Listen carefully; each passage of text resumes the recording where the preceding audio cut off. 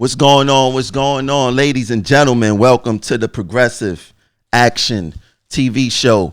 Now, y'all know what to do when we first start. You got to share out this live. It's very important that we get these videos out to our family, friends, co-workers who may not know about the show. We need to let them know about the show. It's like I said, it's very important. So shout out to all the viewers who's watching now across Facebook, YouTube, Twitter.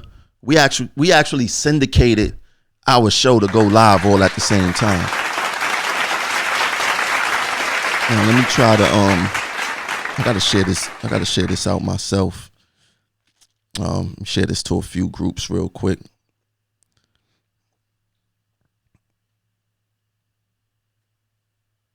Yeah, gotta share this out to a few groups real quick. But yeah, thanks for tuning in. Now, like I said, people ask all the time, how can we support the show? What can we do to support the show? Well, my Cash App is on the screen. You could Cash App a donation to the show. In the link in the description of this video, we have something called Patreon. Patreon is fantastic. It's actually a membership fee where you donate $25 a month. You don't have to worry about continuously donating. You could just sign up, and every first of the month, $25 will come out of your account to support the platform. We also have PayPal. So if you want to PayPal us, our PayPal handle is Progressive Action. That's also in the link under donations. Now, moving along, we have some little bit of advertisement here. So February 14th, there's couples and singles. It looks like this is a speed dating or some type of dating event going on Valentine's Day, Friday, February 14th, 2020, from 10 p.m. to 3 a.m. It's at Chocolate Loft. To get a ticket, the link is actually in the video also. First floor, it's a party, live DJ, drink specials all night, must be 21 plus. Complimentary buffet and Valentine treats. 11 p.m. get to know game. 11 p.m. is the get to know game. I think y'all better be there. Second floor, it's a Love Jones kind of night. Listen to poetry and spoken word. Mingle, mix, and match. Chill and smoke a cigar on a heated patio deck. First 10 single men and women get free admission. Participation is a must in the speed dating. For up to 1 hour, speed dating starts at 11:30 p.m. Each date is up to 5 minutes. Like I said, to get your ticket for this event on Valentine's Day, February 14th, it's in the description of the video. Now to some Progressive Action events. We had to change the date. February 1st is a supervisor ATD test, so a lot of people isn't going to be available. But we switched it to February 8th, still a Saturday, same time, same place. It's a meet and greet. Come meet your coworkers, come network with your coworkers, get to know your coworkers outside of work. And let's see what kind of bonds we could build, because I feel that that's exactly what's missing here in Local 100. We have another event. It's a lot of things going on in February. We have another event. Normally we do a Valentine's Day event for the seniors, and the significance of that event is a lot of seniors, as they get older, they lose their loved ones. So we wanted to bring that joy back into their life. And the events have been great and getting bigger each year. So this year we decided to turn it around a little bit. We decided to do a Black History Month celebration at the same place, February 27th, at the Stuyvesant Garden Senior Citizen Center, 150 Malcolm X Boulevard, 11 a.m. to 3 p.m. Food will be served. There will be music, and we will have a good time. And we're going to get some of the seniors to speak on their experiences in Black history, because we don't hear enough from our seniors and give them a platform to tell them how they survived and maneuvered through the civil rights era, through segregation and things of that nature.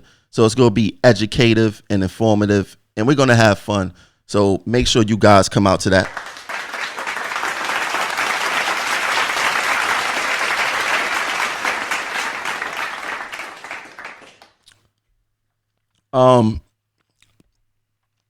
I don't know if you guys know, but the MTA, they got some type of program, and it's basically for all nationalities. Every nationality basically got their own program, and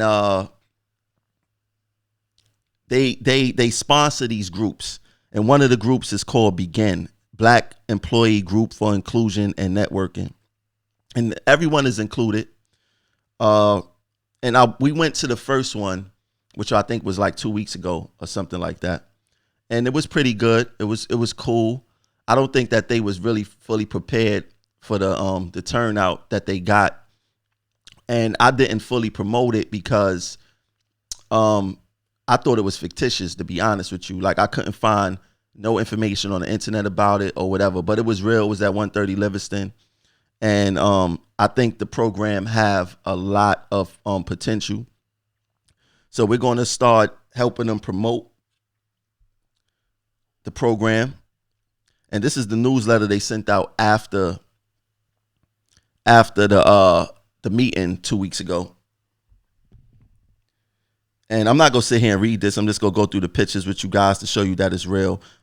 Craig Cipriano, I believe he's the vice president of the buses. He actually sponsored the event.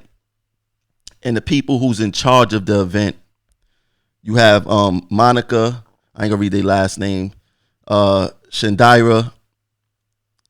You have, let me go through this. You have Stacy, you have Mwando, you have Tanya, you have Kim Clark. And like I said, they the program have a lot of potential. They teach you skills, resume writing, how to do good on an interview, how to move up in the MTA, because for some strange reason, the higher you go up, the lighter the people are. And I guess they're trying to change that culture. So I would keep you guys up to date when is the next event. And hopefully I will see you guys there. I'll be there.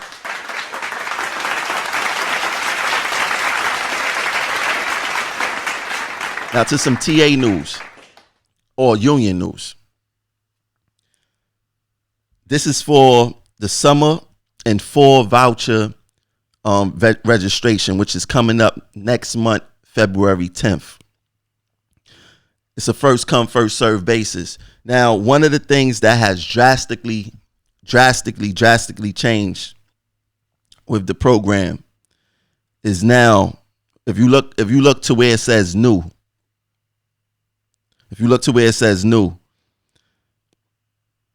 it says to ensure that additional members can benefit from the voucher programs, members can apply for only one program, summer or fall, and register only one child.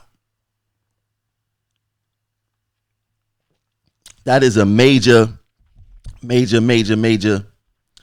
give back right there. Before you was able to do two, now you only can do one and one child. That is a major concession right there. I don't know how. Hold on, let me get y'all comments going. Let me see if I can get you guys comments going.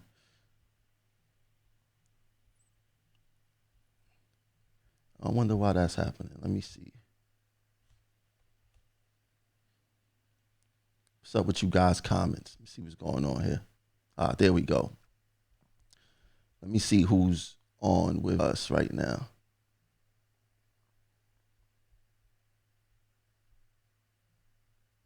Oh, what's up, Nuke? Jocelyn. Oh, she finally got her Facebook up and going. Yeah, but you only could sign up for one child. So if you got two kids, it's over for you. You gotta pick and choose between the summer and fall voucher.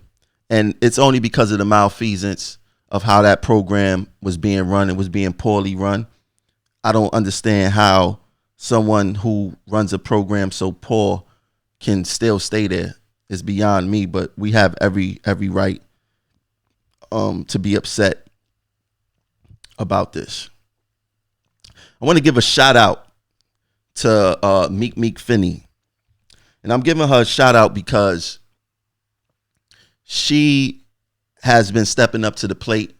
She has not only been on Facebook bringing awareness to what's going on, she has been taking the fight to management, making management aware. With her, she had built a relationship with Transit President Andy Byford, because Byford passed through her station every night or every day, whatever shift she worked. And, you know, they developed a relationship. So she had emailed Byford regarding some issues. Byford responded. Byford not only responded, but he sent the police liaison to go speak with her. He sent management to go speak with her regarding a condition, I believe, with a EDP or someone like that harassing workers and customers at the station. And what was dangerous about this is this. When you could reach out to management, the president of New York City Transit, and get a response faster than you could get from your own union, I find that to be troubling. I find that to be a recipe for disaster, to make members not trust the union or whatever the case is. Like, Utano don't even respond to emails. Members' emails. Utano do not respond to members' phone calls because we don't have his number. But when you could reach the New York City Transit president faster than you could reach your own union president, or not even your union president, your vice president, your chair, because for some strange reason, these reps want you to jump through hoops. They want you to holler at the lowest, contact the lowest man on the totem pole before you reach to them, because for some reason they think that you work for them, and they don't work for us for some strange reason. But they are playing a dangerous game because they are making members have more faith in management than the union. And, you know, I like the fact that Byford has sent the police liaison to go talk to Meek, because if the police liaison was involved with the union would have X'd out the member and felt like they are the best people to talk to the police liaison. When there's many educated and well-spoken transit workers on his job. I like that by Mr. Byford. And shout out to Meek. Keep up the excellent work.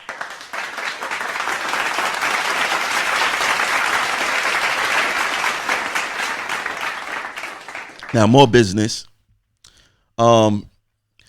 This has been going on for a while now, for a few years. So this is New York City launches new website outlining timeline and process for the BQX streetcar. Now, this streetcar is supposed to run along basically from the Brooklyn Promenade, Red Hook in that area, all the way to like Long Island City. Why is the city pushing for a BQX streetcar? I have no idea. But what I find troubling with this is, why is the union backing this? Now, this is a post from 2017, and it shows that the union is in full support of a BQX streetcar. You have International President Samuelson there. You have VP Witchard there. You have VP TA Surface VP John Patafio. You have Division Chair Donald Yates there. You have Vice President Richie Davis there. All of these guys are there. And they are lying about the BQX Connector to bring 500 jobs to TWU Local 100 from the Brooklyn community. That's BS. Why would they advocate for a streetcar when most of these people here are bus reps? Why aren't they advocating for more bus lines? Why aren't they advocating for better design plans of the routes in Brooklyn? How can they advocate for a BQX connector, which isn't, it's a city thing for one, and it's not going to bring jobs to TWU. You're not going to have bus operators operating those streetcars. It boggles my mind as to why these guys are advocating for something that's potentially going to take runs away from them and harm their work. I really don't get it. These guys don't know what they are doing. The members, especially you bus guys need to be very concerned, because I feel that your reps is driving you into a dead end. No pun intended. They taking you guys to a dead end. Dead end big time. Now, a lot of talk have been going on about, the contract was ratified. Once again, ballot issues. Once again, people feel that, it's not no secret ballot. The AAA had actually sent ballots out after the vote count. And I don't know how, we got plans to rectify the issues, but I don't know how members aren't more upset at what's going on here. So I had seen Dwayne Sorrentino post this up about the secret ballot. And he had captioned, "How come I can't see through the junk mail sweepstakes or sell stuff, but the secret ballot for my union is readable as a New York Times bestseller?" He's right. It's not really a secret ballot. And if the union wanted to be corrupt in any kind of way, they could do exactly what he do, hold it up under a low wattage light. Hold the ballot up under a low wattage light and see what the member voted, and possibly get rid of that ballot. Another thing, what took us so long to get the ballot? It took it took me a week to get my ballot for something that just came from Manhattan. And my theory may be that the AAA didn't run off or print off enough ballots in time or fast enough to send out. And members, it took a while for members to get a duplicate ballot and things of that nature. And that impedes, members getting ballots back in time and things of that nature. And with the ballots, they actually send out the contract also. So how they expect us to read we got busy transit schedules. And they want us to read a contract, an important document, in such little time, make a decision on it, and then send it back. And then the union try to control the narrative and say, hey, this is how you guys should vote, or whatever the case is. So the average member is not going to sit there and read through the contract stuff and understand it and have time to have dialogue with coworkers and see how they feel about it. The union always try to use their bullying tactics, as far as like them getting stuff on a radio, on a TV, and say vote yes. If you vote no, we're going to go to arbitration and get less, and things of that nature. But like I said, there is a major problem with the voting here, and it boggles my mind as to why the union do not want to go to electronic voting. Come to find out, electronic voting is cheaper to do versus the mail-in ballots. And they always talk about, corruption and people could hack. Do people hack into their bank accounts when they doing direct deposit? So why are they worrying about hacking here when hacking rarely goes on? And how would someone, like, the union ain't got no connections to Russia to manipulate electronic voting or anything like that. So why would they worry about, or Progressive Action don't have that either. Why would they worry about hacking? And it's simple. When you're dealing with an administration who was born in the 50s and 60s, And not saying that you're old, but I notice a lot of people born in the 50s and 60s are afraid of technology. They don't really understand it. 80s, 70s, 80s babies, 90s babies, we grew up with it. We know how to finesse it. We know how to make it work. That's why Progressive Action platform is the way it is, because we understand the technology. We know how to use it. We not afraid of it. We know how to use it as a tool. So I was doing research, and the union love to compare us to Long Island NYPD, sanitation, and all these other agencies, but they never compare us to them when it's convenient, when it's not convenient for them. They only compare us to them when it's convenient for them. So I found this online. You have the police officers demonstrate unity with overwhelming approval of contract. If you could see what's basically circled out in the red, it says the AAA reported that over 77% of PBA membership participated in this vote, which is nearly double the 40% national average for contract ratification votes. Now, for those who don't know, the AAA is the same company that we use to conduct our elections and send out ballots and mail out ballots and things of that nature. Now, some new information here is that 40% is the national average for contract ratification votes. And Local 100 is nowhere near 40%. It's more around like 20%, 25%. And that's poor considering our numbers.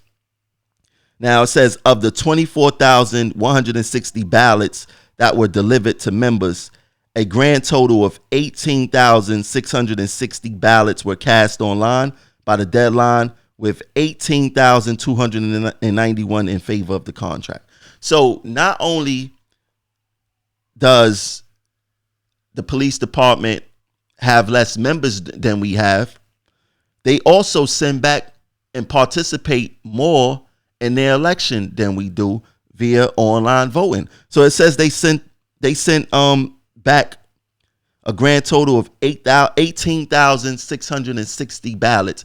18,660 ballots. With us, it was only 15,000 ballots, and we have over 40,000 members, and they have 24,160 ballots was mailed out. So most of their members participated, and we can conclusively say for a couple of reasons. Like they said inside this the screenshot, a strong turnout and wide margin of ratification demonstrates the strength and unity amongst PBA members and their unwavering commitment to the union's fight for a fair market rate of pay. Now, I believe that, but this is one of the reasons why you see members online saying we need to do what Long Island Railroad do and Metro North do and have bargaining sessions for different titles. The NYPD, they represent one title when they go in the bargain, and that's police officers. So the unity is there. You don't have to worry about police officers selling out the plumbers in the NYPD, the plumbers selling out the caretakers of the precincts and things of that nature. So they have one common goal. They negotiate for one thing, that's police officers, and that's their common interest. When you have a union that represents too many titles, then you're going to get favoritism. You're going to get this department going to get this, and you guys aren't going to get nothing because we had to give this department this. And then you got this president who's from this department. He's going to make sure that his department is good because he may have to return back from his department to his department, or his friends are in that department. So you're always going to get a give and take when you represent too many trades. This union is greedy. They represent too many trades, and that's how the selling out starts. These guys do not have genuine love for I don't believe they have genuine love for stations. They don't have genuine love for RTO, and it's sad and it's sickening. They don't have genuine love for traffic checkers. It's sad and it's sickening.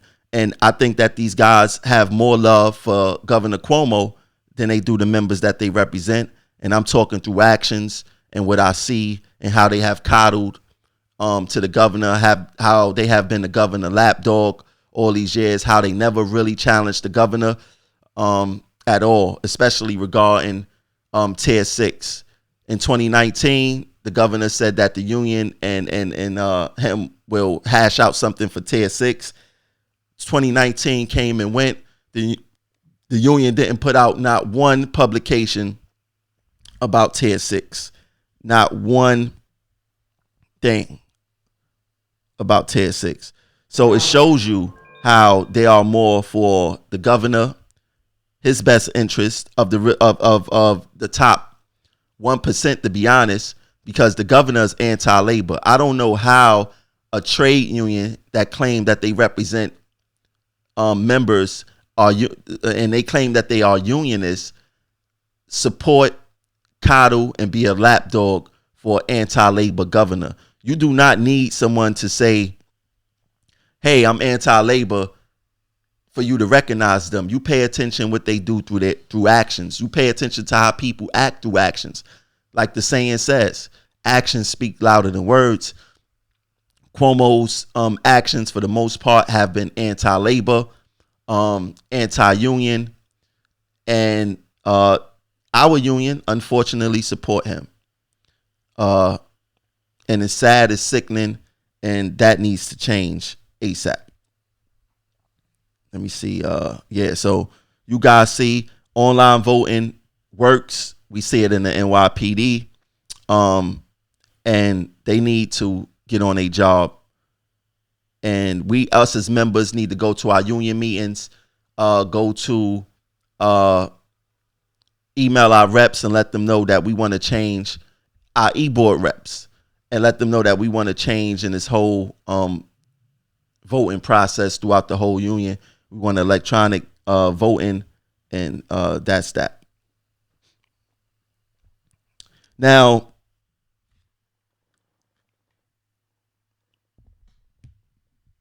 there's a major disparity going on here. Hold on. For those who just tuned in.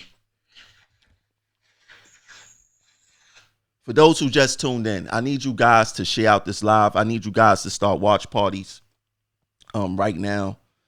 Matter of fact, let me put one on my page myself. I need you guys to start a watch party right now. Wait, hold on. I forgot to put on hold on one second. Start a watch party, share it out to a group. Let me put the poll up right now while you guys are doing that. A poll should be popping up very soon on you guys' pages. But share out the video. Start a watch party. We'll get into the meat of what's going on here. So there seems to be a major disparity. Oh, one more thing. If you're watching on Facebook, make sure to like the video. If you're watching on Twitter, retweet the show. If you're watching, like I said, Facebook, make sure you hit the thumbs up. That's definitely important. But there's a major disparity here in transit with certain titles, and mostly the titles that are dominated by people of color and women. People of color and women have been the most marginalized, oppressed people in the United States, maybe in the world, but definitely in the United States. And it seems as if it's also within Local 100 also. So you have, let me put this on the screen real quick. And let me get this thing.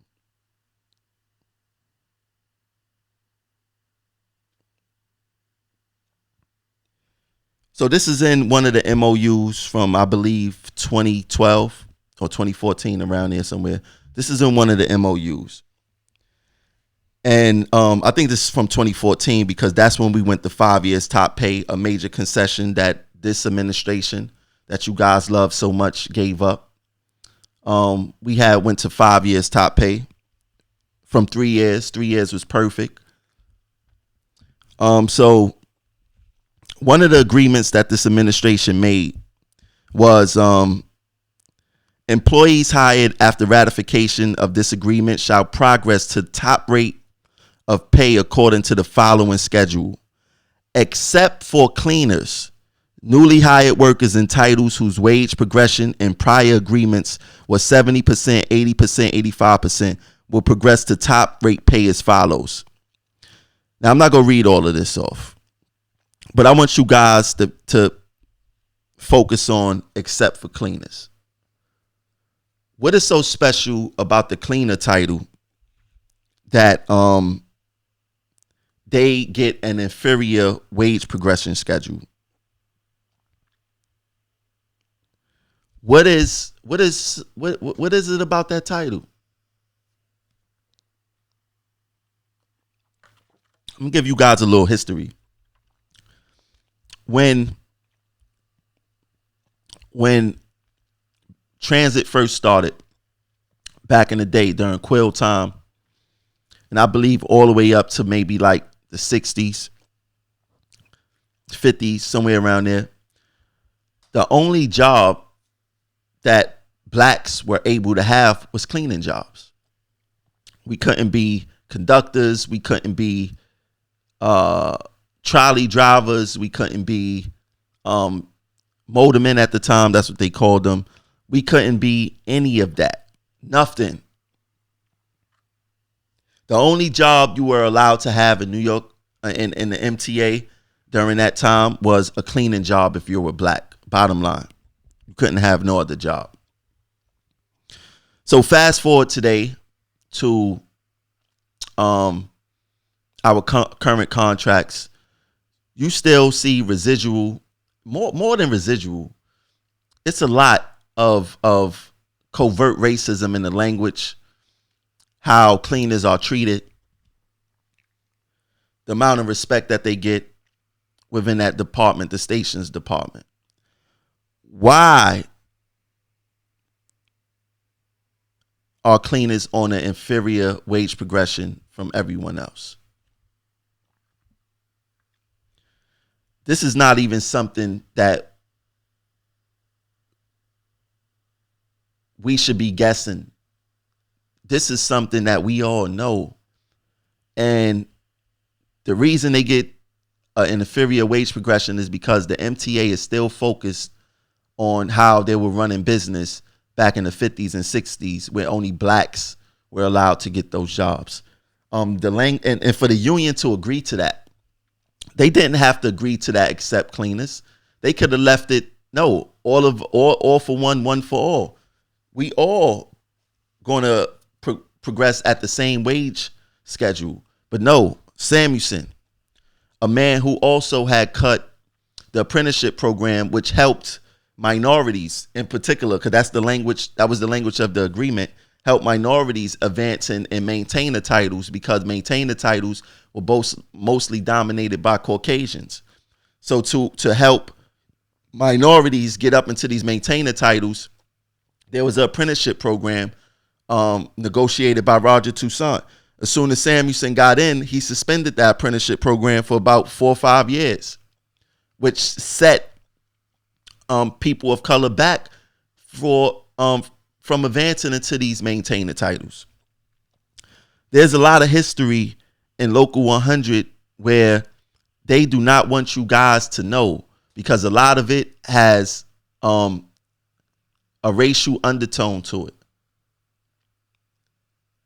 It's all race with them, and then as soon as you point it out, oh, that's all he talk about is race. But these are facts. If I'm lying, that's a different story. I'm not lying. If you want to debate me on the facts, then let's debate the facts. Let's talk about the history.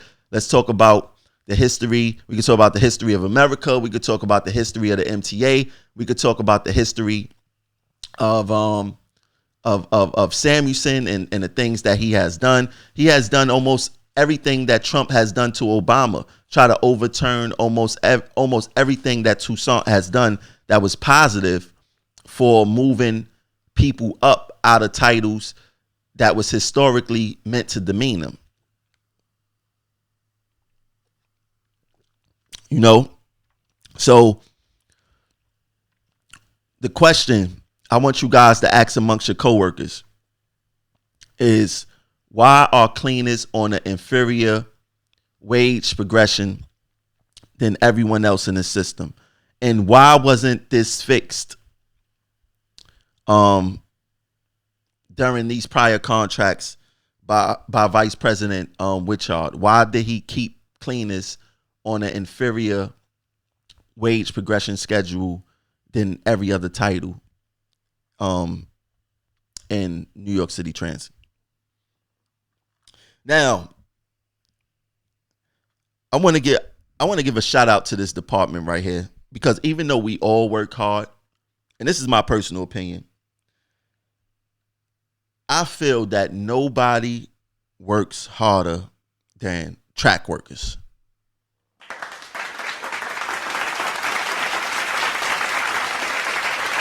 Like I said, we all work hard, but track work, oh man, I'll be seeing those guys carrying those heavy rails, working under crazy conditions, sweating. Oh man, like the work that they do is outstanding. And to think that they do that 5 days a week, sometimes 6 days a week, is astonishing. Astonishing. I mean, they deserve top dollar. We all deserve top dollar, but track workers, man, they put in that work. I'm gonna play this video real quick of one day I was going home and I seen them doing their thing, and I recorded it and made a little video. So I want to share this video with you guys. Check it out.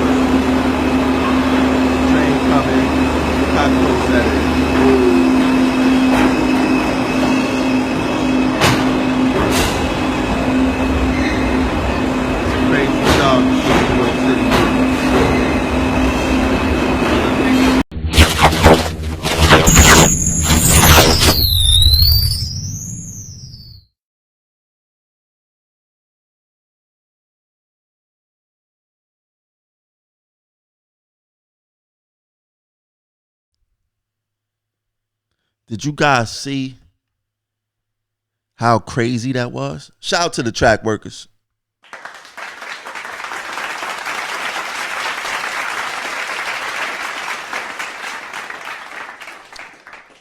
Did you guys see how dangerous that was? They got to clear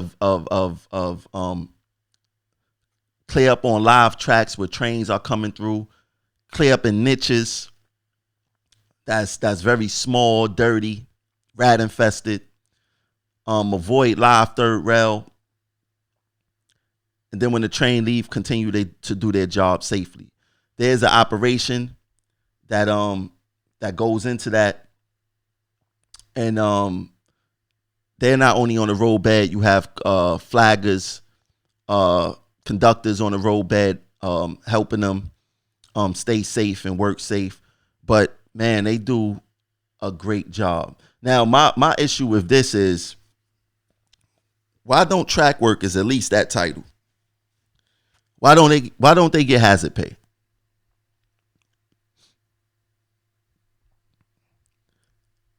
I would like to know why they don't get hazard pay.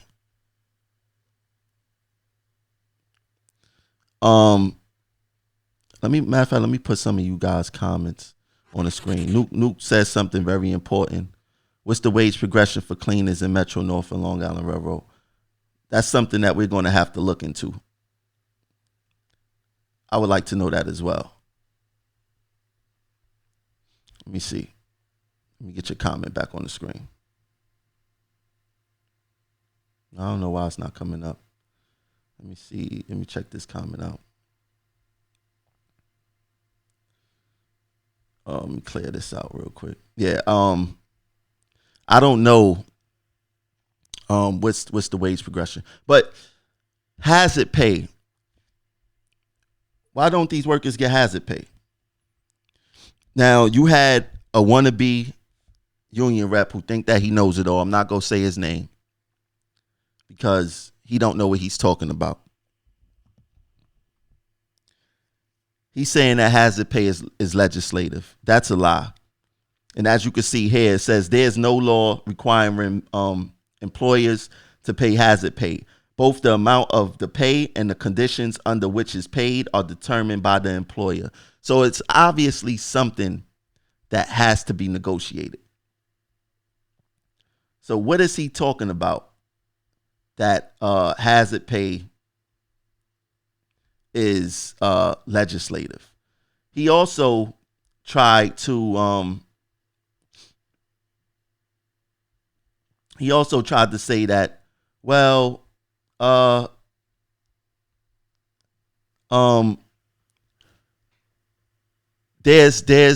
there's no difference between hazard pay and physically taxing positions. That's another lie. There's a major difference between hazard pay and physically taxing positions. Like the screenshot that's on the screen. Hazard pay is could be negotiated with the employer. Physically taxing have to go through your pension, NICEs basically, because this is what he's not understanding. Hazard pay is a differential pay. It is a differential pay. It could be a bonus pay. It could be an extra pay. You do not need legislation to get a bonus pay, something that's contractual. Physically taxing ensures that you could retire early under the same benefits as if you worked 25, 55. You get the same pension benefits, except you don't have to work till you 25, 55. You work to like 2050 or something of that nature. So that's why physically taxing status is under NICEs. Hazard pay, like I said, is a differential pay. Did they have to go to NICEs or create a law for maintainers to get their differential in Local 100 this prior contract? Did they have to go to get legislation to get bus operators an extra $1 to drive an Arctic bus this contract? No, because it's a differential pay, the same way how hazard pay was. Yeah, that's who it was. It was Jack Blaze, the track guy, the release guy. And you guys got to understand, he only dared to defend this administration because he don't have an elected spot. He has a release spot where he could be sent back to his tools at any given moment.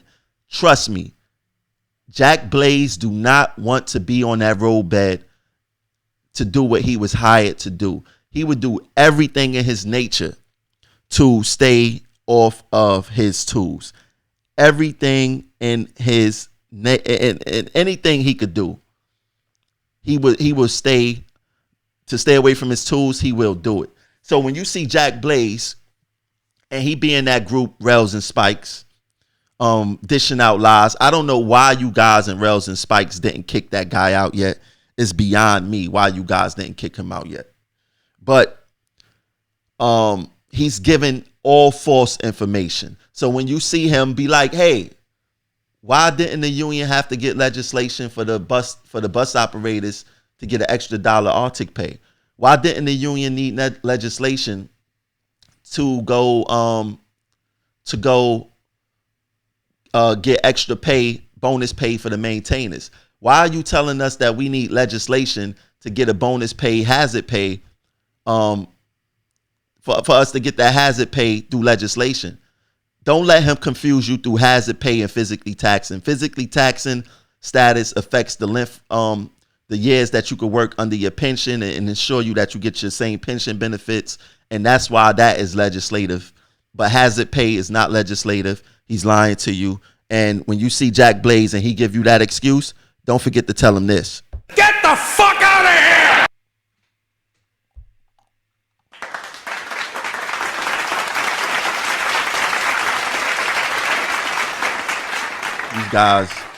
These guys are a joke.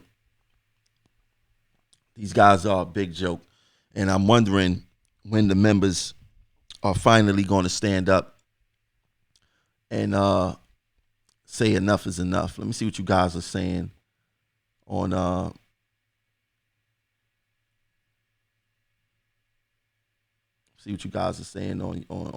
Facebook. I don't know why the comments. Let me take these comments off because something is weird going on. Let me redo it.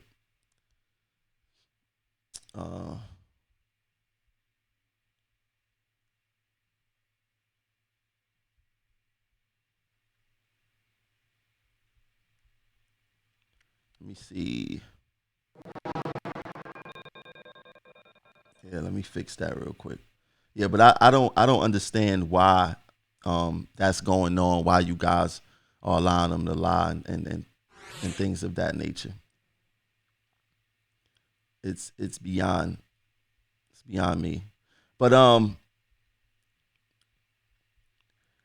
I seen this in the news recently. And you guys see what they did. They opened up ADA accessible lactation pods is now available in Atlantic Terminal.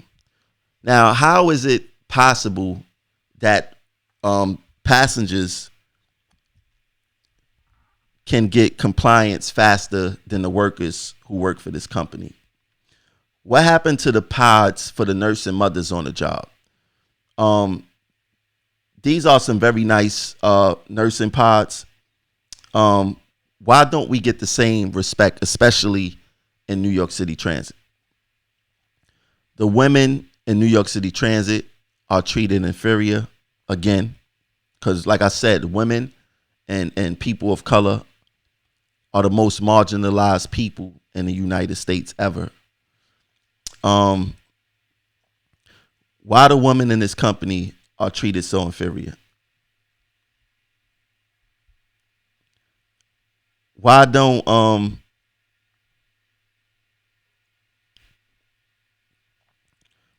we have the same or get the same thing that they get over there?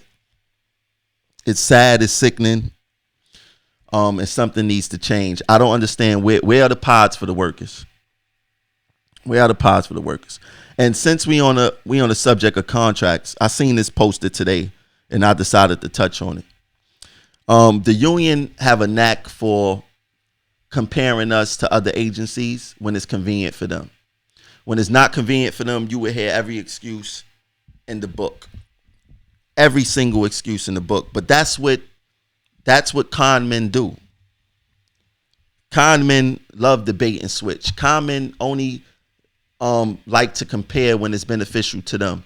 When it's not beneficial to them, they don't want to talk about it. The person bringing them the information is wrong and things of that nature. So this is the tentative contract agreement for correction officers, and they signed their agreement or came up with their deal maybe like a week before we did or something like that. So basically they signed a 3-year deal, no 4-year deal, and their deal was worth 7.95%. Now, if I was a betting man, their first year was 2.25, 2.25, 2.5, and then 3%. If they had a fourth year, I would almost bet that their fourth year would either be another 3% or maybe 3.25, because it's gradually increasing. And if they had a fourth year and it was even 3%, their total compounded wage would be 10.95%, and that's a whole percent higher than what we got as transit workers. Another thing to pay attention to with this contract agreement is their longevity increases. After 5 years, they get $4,730. 10 years, $5,730. 15 years, $6,730. And 20 years of service, they got $9,007 after 20 years. Meanwhile, in Local 100, after you only get longevity pay after 15 years, and after the 15 years, I think it's like $500 or something like that. Get the fuck out of here! That's a smack in our faces. Their longevity pay is higher than our raises that we probably get in this whole contract. So a 5-year worker in corrections, their longevity pay alone is higher than our raises for 4 years. That's something to think about. That is something to think about.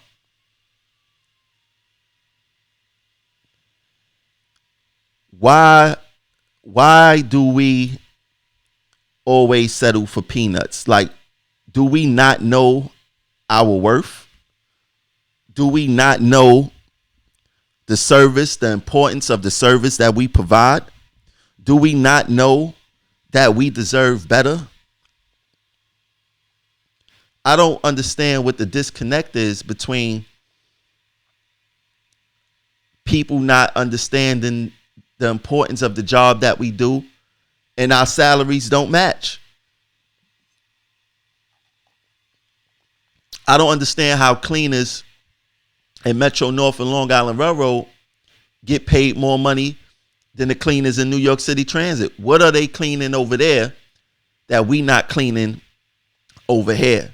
Because I'm quite sure it's the opposite way around. We are cleaning stuff up over here that they are not cleaning up over there. And why we can't see through that?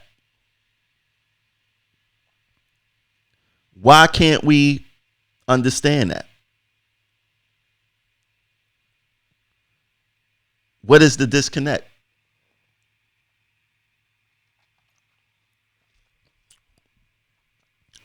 Why don't you feel that you deserve more?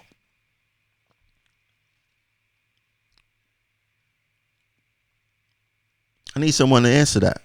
Why do we feel, or why do you feel that you don't deserve more?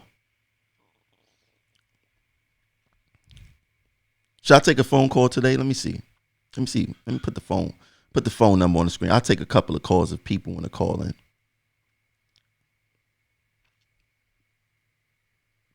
You want to call in 347-464-2880.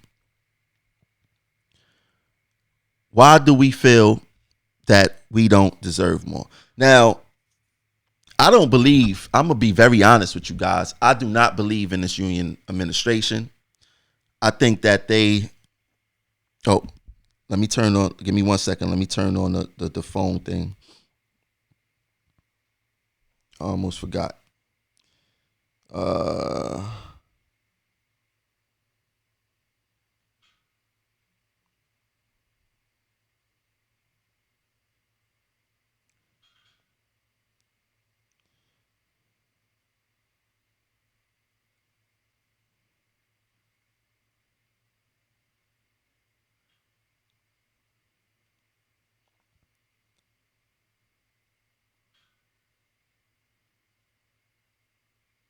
All right, yeah. So you guys could call in. Hopefully it work.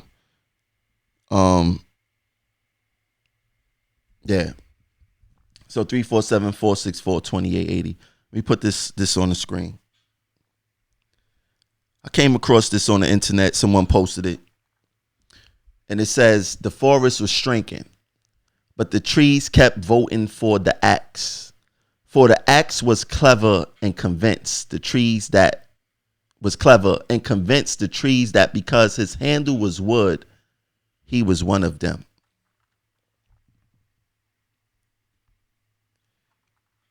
That is so powerful. And I know that will probably go over many people's heads. But that statement is so powerful. And the way I read that is just because you have a union administration, and people who talk and act like that they are the best interest of you,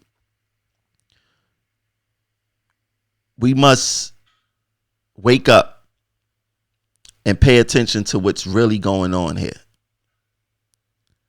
Because it's not that the acts have wood that the trees relate to, but what the trees is actually missing is the action of that axe. That's what they missing. They are missing the actions of that axe. So they seeing this axe chop down all the trees, but in their eyes, they see the wood too. So he can't be that bad because he's made of wood like we are made of wood. The same way how I'm a union member and Utano and Samuelson are union members, and Witchard is a union member, and JP and Richie Davis are union members. Donald Yates, Shirley Martin, and all these other guys, Pete Risconi, Eric the Sellout Logel, they are all union members, so they can't do us no wrong. That's BS. That's BS. Because if you look at the actions, especially of Samuelson and Utano, they support the 1%. Their whole ideology is based around the 1%. They do not attack anti-Governor Cuomo under any circumstance. They do what Cuomo tell them to do.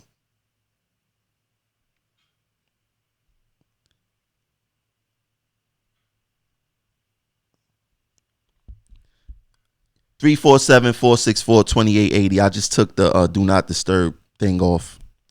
So call again right now if you want to speak.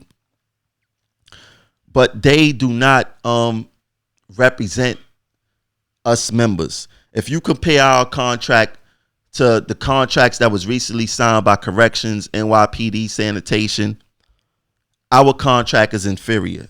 And it's inferior because of the love that Samuelson and Utano have for Cuomo. Make no mistake about it.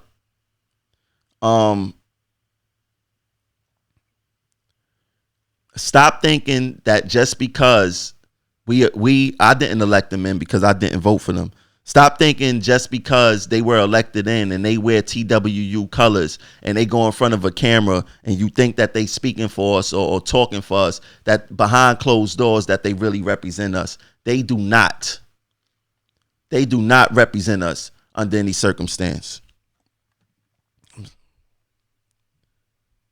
You guys have to stop falling for the banana in the tailpipe. Hello? Hold on one second. Hello? Yeah, give me 1 second. Let me fly you on the show. Give me 1 second. We got a caller. We go get her on the phone. Give me 1 second. Let me Bluetooth this thing up.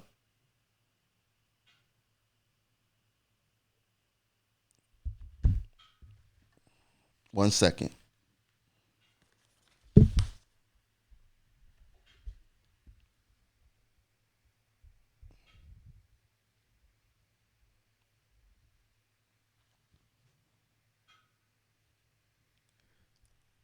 Hello? Hello. We got Nuke on the phone. What's going on? Hi. Yeah, so what's up? I just wanted to speak on just the low self-esteem of our union membership. I hear a lot of people saying, "Oh, where else can you go with a high school diploma and make this amount of money?" Just about every other city agency, the police department just started asking for 60 credits. The sanitation doesn't ask for college credits. The fire department doesn't ask for college credits, as far as I know.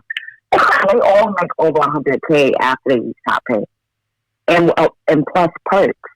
And just think, like I said before, I'm qualified in both A and B division of subways. I've done over a year of training on these different types of equipment. I'm now a skilled worker. That's how people should be looking at themselves. Once you get the job and they train you, you are now a skilled worker. People in surface, you have your CDL license. You could take that to another company and make $50 an hour. So why are people looking at themselves like, oh, well, I can't do better than this? You can. You have. You deserve better. You were just talking about longevity pay. Yes, it's a slap in the face to work down here 15 years and they give you $500.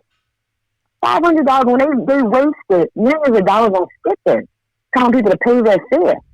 So obviously they have the money, but we don't require them demand that they allocate it where it should be allocated. Why? Because we have low self-esteem. And the union administration pretty much throws that in our face every chance they get. When they compare us, as far as treatment is concerned, they compare us to doormen. Not that anything's wrong with that title, but why are you comparing us to DC-37, porters and doormen? Why aren't you comparing us to other agencies that are the lifelines of the city? The city doesn't run without us. They compare us to things that fit their narrative at the time. So if they could compare us to fishermen, if a fisherman had a union, they would do it too. They say, look what the fishermen got over there. Right. So they do what fits their narrative. And us members, the problem is that we buy into it. Right. You know, and there's it's sort of like the union administration. It's sort of like they like women beaters. I was just thinking the same thing. This was an abusive relationship. They tell you ain't shit and you ain't gonna ever be shit, and then you believe it. Yeah, it's sort of like they know that we don't know, and they spend a great deal of time not educating us. You know, there's no reason why we didn't have a shop steward class going on almost 3 years now. Mm-hmm. You know, there's a reason why they don't like to throw out facts. You know what I'm saying? They don't come to the depots to really educate. They know, I'm quite sure before they even go out to a shop gate, they say the members ain't gonna know anyway. Or the member that do know, we're gonna check out his schedule or her schedule and show up when they're not around. Right. You know, so they're banking on us not fact checking.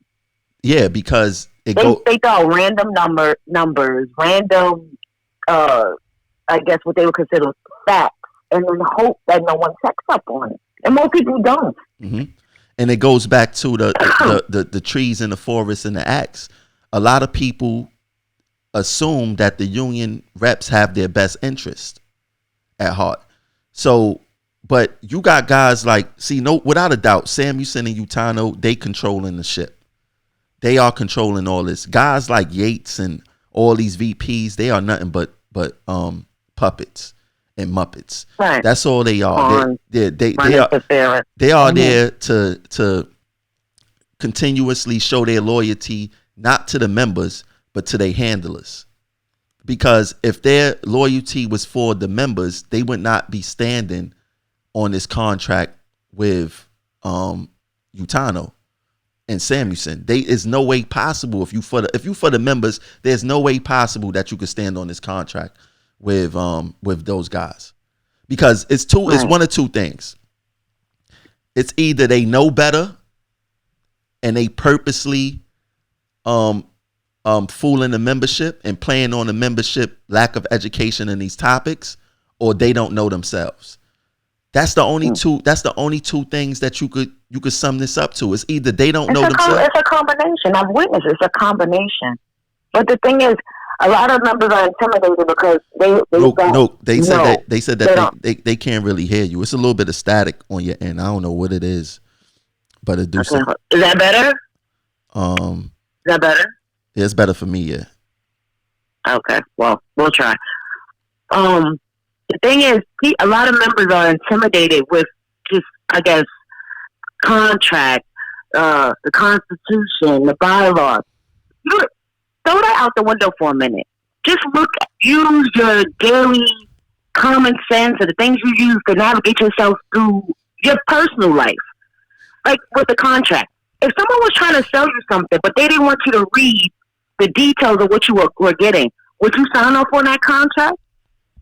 If someone was trying to sell you something and and someone else in the background was trying to give you information about why you shouldn't, and they try to silence that person, would you sign that contract? That's how they need to look at it. Look at how they pushed it. The fact that they only gave us 3 weeks during the holiday, I don't really think it was 3 weeks, 2 weeks during the holiday season. What was the rush to get us to ratify the contract? The contract was already expired. Why not wait till after the holiday? Why not extend it to the end of the month? What was the rush? Us as a union chief, Local 100 was not in the rush. The TA was in the rush. So if our union is working to the schedule of the TA, that should tell you this is not in our best interest. I'm just asking people to use common sense, to actually look at the actions, like you said, with the act. Look at the actions. Stop listening to the words all the time. Stop running to the first person that's willing to give you information. Most of the time it's misinformation. And the prime example would be Jack Blaze, Donald Yates. Misinformation. Add Richie Davis to that. Misinformation. What's her name? The one from Station, Yolanda. Misinformation. I mean, she shouldn't even be included because she don't know anything. But members will listen to her because she's a rep. Right, and she's one of the first people to say something. That's what it is. Sometimes people just go with the first thing that they hear. Yeah, and even like Richie Davis, I thought he was more smarter than what he is. Well, he's a black Republican, so his whole ideology is to fool people anyway, and you know, he know that the membership. He knows he's one of those people who know he gets go into a depot, say anything, and they will buy it. You know, Donald. He preaches division. Oh, we're better than them. We're better than them. Don't listen to them because it's us over them. That's his thing, and people buy into it. Yeah, and but he admitted himself. He knows he's a snake. He knows that the union for him is politics and it's a business. He doesn't run it for the members. It's not about the members for him. It's about personal gain. It's a power grab for him. Mm-hmm. If anybody ever asked him, he probably would be honest and straightforward with it. That's what it is for him. And he know that it's a political move. Yeah, it is. He it's dangerous because he's using our livelihoods as basically pawn material to levitate himself up in the world. But you want to know what? It's not his fault. It's our fault because we allow it. You know, we allow it. We not educating ourselves. We're not doing anything. It's crazy. I was talking to someone on the phone, and they was like, you know, you don't watch Power and all this other stuff. And I'm like, nah, I don't watch. I never watched it a day in my life. So I had sent them my show randomly, and they hit me back, was like, damn, this is an hour long. And I'm like, hold on. Hold on. Don't you sit there and watch Power? Don't you watch Love and Hip Hop? Don't you watch all these shows that's not that can't provide you no type of information or education to your job, and you complaining that my show is an hour or over an hour? How does Power help you understand your contract? How does Power help you fight against the bosses? You know what I'm saying? It don't do anything for you. So us as a membership, our priorities are screwed up. You know, and this is, people say, oh, Tramel, you know, you talk about race, this, that. But this is a part of the spectrum that people don't talk about. When you work for people who just happy to be here, especially people of color, they not going to mess that up, especially if you feel like this is all that they have or that all that we have. Right. You know what I'm saying? So they not going to do anything to rock the boat too much. They not going, you basically got to be a president and say that I hate people of color in order to get blacks up off their ass in some form or fashion. Mm-hmm. You know what I'm saying? Same thing. And then all they got to do is apologize after that, and then we forgive them. It's back to normal. You're 100% right. Right. So back to business. So when you work for a company like this and people of color, because there's a lot, I speak to a lot of people. There's really no idiots here. It's just that people are afraid to stand up. You know what I'm saying? I believe that there's more elected idiots than there's members who are idiots. You know what I'm saying? I truly believe that. I think that there's more elected idiots than they are regular rank and file members. But you got a membership who's afraid. You got a membership who's being told not to fight out of fear. And about time they go decide to fight, they go realize, hey, I can't pay that mortgage payment. Or, hey, my child can't go to this school. Or, damn, we got to watch how we eating because, you know, we can't keep up anymore. By that time, it's too late. But the thing is, this is supposed to be the people coming in, this is supposed to be the generation of work smart, not hard. We're the ones that, well, not work, but the ones that come in now are the ones that, hey, I want to do the 8 and skate. Doing the 8 and skate, but now you got to pay for childcare. That hurts you. See, now you looking for overtime. See, why do you have to look for overtime? If you raise your base pay, you won't have to worry so much about overtime. See, we can't really say that it's the people who's coming in now, because we're assuming that everybody coming in now is young. People come to this job at 50, 60, 70 years old. It's not like police where you got to be a certain age to get in, and you know you're going to always keep fresh ideas and people who's changing with the times, the next generational. Here, you don't know which again. You get an 80-year-old, you could get a 20-something-year-old, right? But we can't assume that everyone is tier 6 is in their 20s, because this is the first time city job for people also. So you get a mix of people and experiences, which can be a great thing. But when you refuse to educate yourself, when you refuse to see what's going on in your job and things of that nature. See, with our jobs, especially operational titles, we are behind the 8 ball coming in. For one, especially in RTO, I don't know how it's done in buses, but you are taught through fear. So you are afraid. You are afraid from the beginning. From the beginning, you are afraid because you make one mistake, you're going to lose your job. And that's not how it should be done. So after so after you get through, you're in school call, you're not really learning because you're afraid. You just trying to do enough to survive, to get it off of probation or whatever the case is. So then when you look at this organization, it's run by rules and policies. So you get a rule book, you get an induction book, you gotta read all of that stuff and still be under pressure of fear. And then once you read through the rule book, then you got to go into the crew room and then look at all the notices, all the bulletins that may have changed from that rule book that you read, and compare. All this within your first year, couple of years, ducking discipline and still trying to learn the job. And then listening to crew room lawyers and other people who's telling you how to do things. So your first 5 years at this job could be in a haze, because there's a lot of people who don't know the rules, the basic rules and things of that nature. Like, we are set behind. It's so much stuff to learn here that you would never get a real grasp. I haven't read every bulletin. I don't have the time to. You know what I'm saying? I haven't done the things that I should do because so much is coming at you. Especially your first year here, you don't know anything.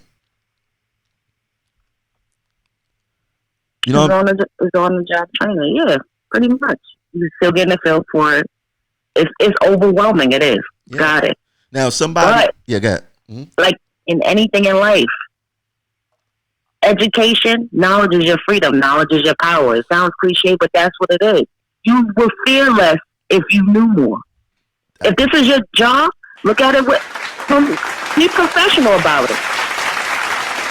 Be professional about it. Educate yourself on all the rules And then you walk through here with your head up and with more confidence because people can't mess with you. And then because TSSs don't know everything. They don't, because they come from the same. Don't know everything. They come from the same pool we came to. They came from. They don't get no special training, but they you're right. They from the same pool. They just happen to pass a test, and then after you get to the civil service part of passing the test, then after that it's a political thing. Who you know, the desperation of the company, and right. You know, things of that nature, because. Yes, they need superintendents, so they're about to start pulling anybody who put in the application if you halfway decent. So, so that's why as workers we must continue to challenge. If you feel something is wrong, your superiors. Don't think that a superintendent know it all, because they don't. Don't think that a TSS know it all, because they don't. You know, I'm quite sure I know more than TSS's and superintendents and things of that nature, especially as policies and things like that. So it's all in the education. And like you said, with the members, you know, this is your profession. You must educate yourselves. They got a group of people called Progressive Action that's doing the work for them, that's streamlining the work for them, educating them. When the union has taken almost a 3-year hiatus off a shop steward class, we haven't taken a hiatus.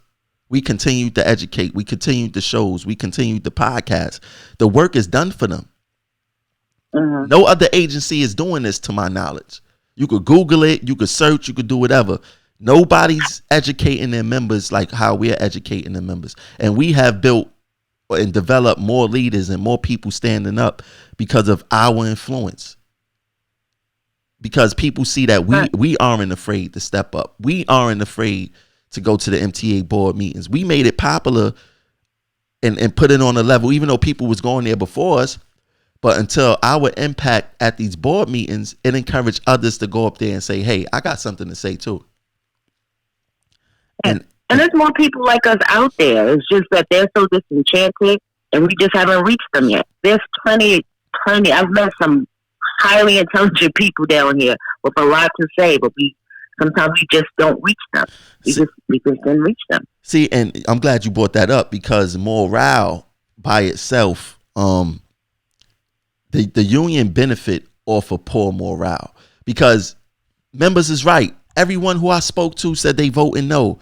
This, that, and the third, and they right. But when someone don't have faith in a system, they don't participate, because their favorite thing is that ain't nothing gonna change anyway. It's gonna be the same thing over and over again, and that's their mind state. So I believe that there are more people that's upset at this administration, that don't believe in the leadership, that think that this contract isn't good, but their mindset is that no matter what I do is going to pass anyway, and that's wrong, because the people who is voting yes, they are motivated.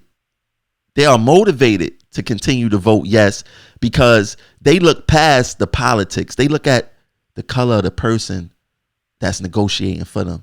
Oh, he's Italian. I'm Italian. He could do me no wrong. It's the same thing with Trump. You had poor whites voting for Trump, and Trump was that axe in the forest, because the only thing they seen was the white handle. He's white like us. He ain't gonna do us no wrong. But goddamn, we ain't getting these benefits. Yeah, and I know there's a bigger picture. Yeah. For him, the bigger picture is economics. It's elitism.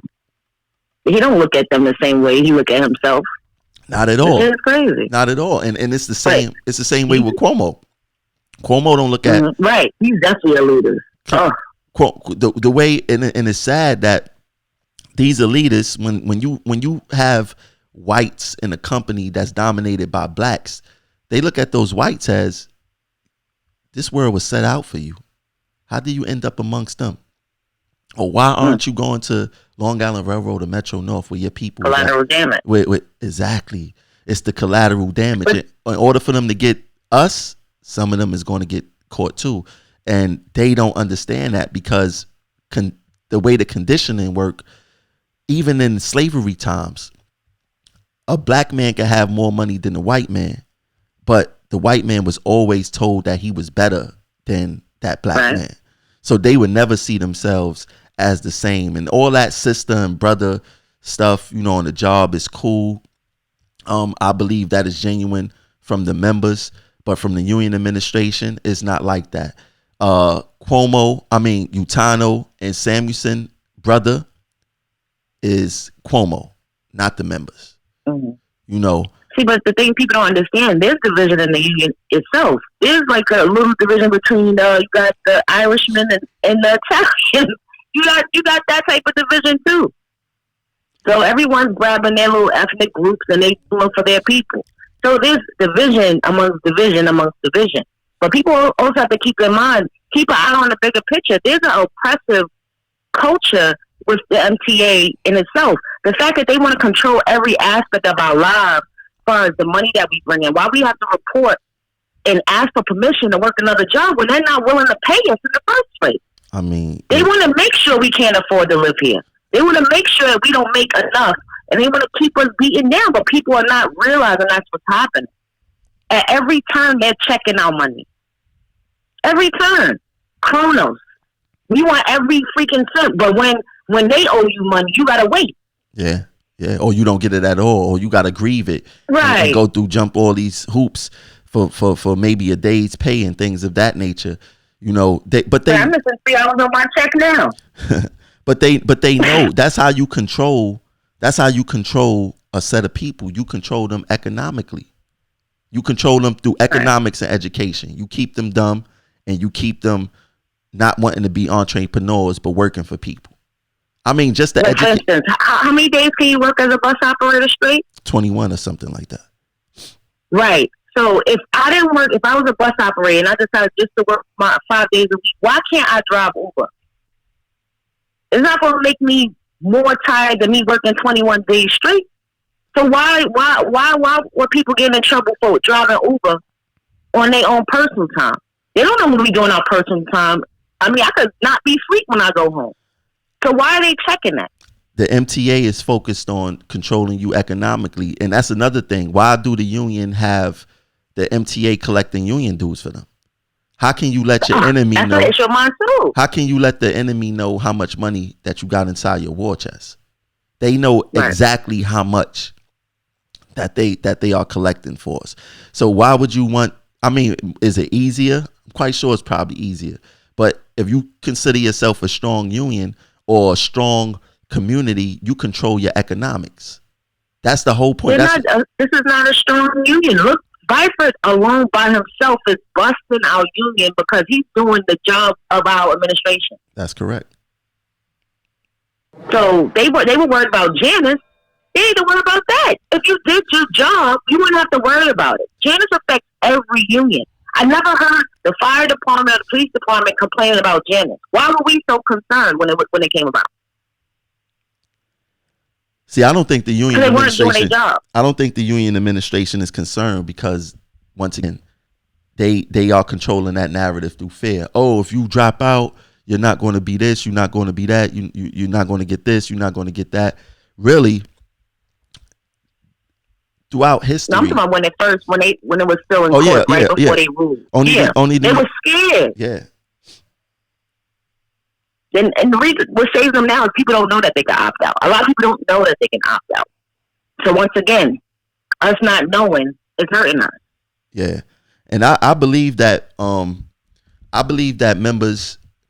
members will start looking into that when they figure out that, hey, I can't keep up with my bills. Well, I need to make some cuts. So the union not doing anything for me anyway. Because it's sad that I could email Byford right now and I could get a response before the day is over with. I emailed Utano plenty of times and never got a response back. Or I got to jump through all these hoops and do all this stuff. There's no way possible that that Utano is more busy than Byford. No way possible. No way. No way. No way. Byford take his job serious. He's on the subway. When the last time Utano rode the subway to see what we go through down there? Byford traveled by himself, or maybe with other person. Utano not doing that. You know, like you said, if Byford is thinking about busting the union, he's doing one hell of a job. And you want to know what? I'm not mad at him. Because if we had a proactive union along with a proactive MTA, our jobs would be way much better. They would be way better. Way better. But the funny thing, at the rate that our union is going and how backwards we're going as far as our personal benefits, it probably would have just benefited us not to have a union at all because they're not defending us. That last contract was nothing. We were offered nothing. The question, and why were we in such a hurry to get nothing? Because they had to close out their books. Why were they so scared to go back to the table? They had to close out their books. So, first of all, when they said, we're going to pause negotiations so that to give the TA an opportunity to regroup, who does that? We're not working in conjunction with them. That's the enemy. We're across the table from them on not on the same side. Why are we waiting till they get their stuff together? Yeah. That's the time you're supposed to strike. They crippled right now. They don't know what to do. Yeah. So you wait till they finish strengthening back up, building upstairs their walls and all that, and then you want to negotiate and you come back with this? I mean, they was working together the whole time. Right. You know, they was working. Can you not make it so obvious, though? They make it extremely obvious. The thing with you're not calling out Cuomo, extremely obvious. But Cuomo told Floyd, don't go easy on them. And we're still asking Cuomo for advice on how to negotiate with Floyd. It shows the respect, the lack of respect they have for the members to be so blatant. They not even trying to hide it no more. You know what I'm saying? It's just like somebody coming into, they used to robbing you and they used to wear a mask and they be like, yo, they not going to do anything anyway. I'm not wearing no mask no more. Right. They're going to take their money because they ain't going to do nothing. And that's how this union treat us. I'm glad you brought that up because I'm going to put this next thing on the screen right now for the members to see. It says revolution, major change, disruption, new order, big shift, shake up, transformation, and reset. Those are the ingredients that we need to jumpstart this thing all over again. I'm going to read it again. Major change, transformation, shake up, revolution. This is for a revolution. Reset, disruption, new order, big shift. What role are you members ready to play in this? What are you willing to do? What are you willing to sacrifice? You don't have to be on the front line, but you should support the people who's on the front line. And sometimes you should stand next to the people that's on the front line because it's true that together we are stronger. Together we do look like we are more powerful. Together we will make change. I don't see the sense of standing next to an administration whose ideology is the governor's, an anti-labor governor. He's nothing else. He's an anti-labor. Because he put the label of Democrat. People get so caught up, and you can switch back and forth from party to party, whichever suits you. It doesn't change your platform. But people get so caught up with that whole term, he's a Democrat, that they think that he's for them. That's not how it works. He knows who his audience is. Once he says Democrat, he knows he got the black vote. Exactly. He knows he got the minority vote. Look at Bloomberg. Bloomberg running as a Democrat. Right. Like, he's way more dangerous than Trump. But he need that. He know he could buy the white vote. He just he know that blacks gravitate towards the Democrat than the Republican for some strange reason. But both parties are the same. Nothing would change until the workers get their own working party. Right. You know, it's all on a linear type of spectrum type of thing. So you have the conservatives on both ends, and then you have the liberals. The liberals on both ends is the same. They have the same ideology. So I don't understand how people get caught up in that whole political party thing. You're supposed to be listening to their platform and how they do things. That's in all aspects of life. Hold on one second. Let me see who this is on the line because I'm about to get up off of this. Give me 1 second. Call from Richard. To accept, press 1. To send, oops, your caller just hung up. Goodbye. They hung up.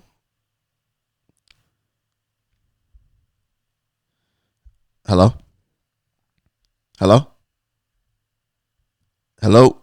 Wait, hold on one second. My fault. Yeah. They hung up whoever it was. Yeah, I ain't gonna take no more calls today anyway. All right. Yeah, But basically to sum up today's show, you have people who constantly say, if you don't like the job or the job conditions is bad, then leave. If it was that simple, I'm quite sure people would leave. But we not saying that the job is horrible, even though there is horrible aspects, to this job. And in some instances, it could be very bad. But what we are saying as conscious individuals who's doing research, individuals who know how to compare and contrast, especially when you could compare our line of work to someone who works for the same company as you. Specifically speaking, Long Island Railroad and Metro North, we are underpaid and something isn't right. See, buses, they won't make that correlation because they don't have a Long Island Railroad buses or Metro North buses to say, wait, they driving the same buses that we driving and they getting $10 more than we getting. What's the reason? Oh, but MTA bus could do that with the other two. Well, we have it amongst ourselves. But see, the thing, that's true. The thing is that with MTA bus, they have some favorable work rules too that TA and Map Store don't have. So it's like a give and take. Like it depends who you meet. Be like, yo, you want the same thing as TA Surface and Metro North. They be like, nah, but they should at least go for the things that is favorable to them. Because that's what negotiation. Can I speak to that statement you made about the people who said, "Oh, if you don't like it, leave"? Yeah. If you had that type of mentality for real, you would never go to the gym. Because if you don't like how you were made just by itself, then you understand what I'm saying? Like, that makes no sense. Everything has room for improvement. If that was the case, when you move into your house, you would never fix the sink if the sink gets broken. You would never single your roof. Because if you didn't like it, just leave. You don't do that. This is our home. This is where we work. This is an extension of us. We're supposed to always move towards improvement. So that's like the dumbest statement ever. It makes no sense. You're right. It makes no sense. It is dumb and it shows weakness. So you're not supposed to improve anything on this job. Like, we're not supposed to complain. We're not supposed to say, hey, we want clean bathroom facility and respect. You know what I'm saying? What's so wrong about that? Oh, I get it. You making $100,000 and you only got a high school diploma. I get it. You're the one. Yeah, but you're busting your ass for that. It's not like that's not your straight pay. You're losing precious time off your life because you're in here inhaling all types of fumes and beating up your body and not being compensated for it. And that's you beating up your body in addition to the passengers beating up your body. No compensation.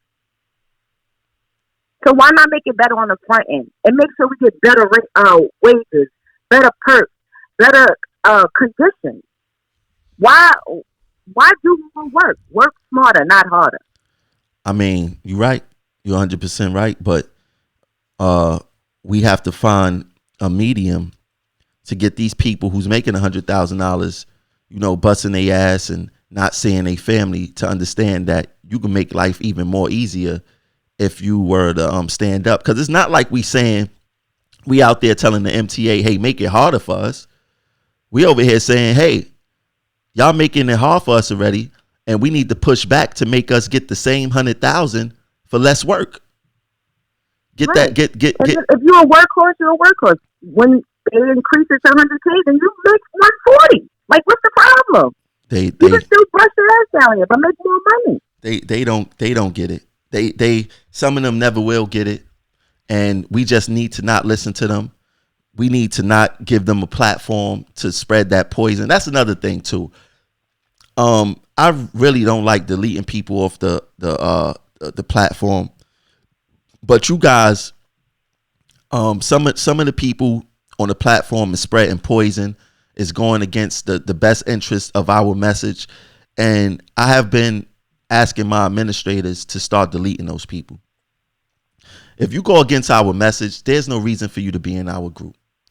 If you wanna debate us on facts, not your opinion, but if you want to debate us on facts and with documents and support and evidence, we will welcome that debate. The reason why people don't call into the show and say, Tramel, you're wrong, this information is wrong, you're not right, because they basing all their stuff off of opinion. And they trying to sway you guys off of opinion. I just did a whole show. This show, let me see what's going on here.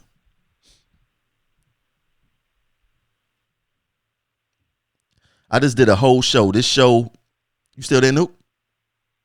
Yep.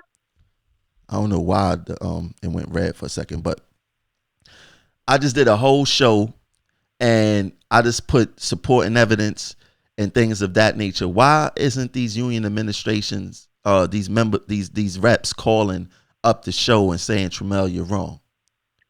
Why aren't they doing that? Y'all, this show been going on since 2016.